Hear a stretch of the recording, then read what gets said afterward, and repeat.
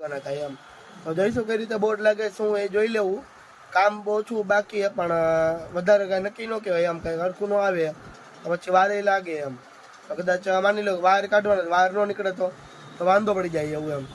તો થોડોક ફોનમાં થોડોક વાંધો પડ્યો હોય છે કારણ કે વિડીયો કોઈ ઉતરો હોય એવું લાગ્યું મને, ફોન ત્રાવ થઈ ગયો એમ. તો હાલો ઘડીક બેઠા ભાઈ પપ્પા આવે એટલે ભાગી જાય એક સાઈડ ઉપર. ચલો તે પાછા આપણે આવી ગયા બેંકે ને બેંકે તમે જોઈ શકો પપ્પા મેઇન લાઇનમાં વાયરિંગ કરે છે અને બોર્ડને ફિટ કરવાનું હતું. પપ્પા બોર્ડ ફિટ કરે છે અને એક મેઇન લાઇનમાં વાયર દઈ દે એટલે એક બોર્ડ ચાલુ છે ને એ ફિટ કરવાનું છે.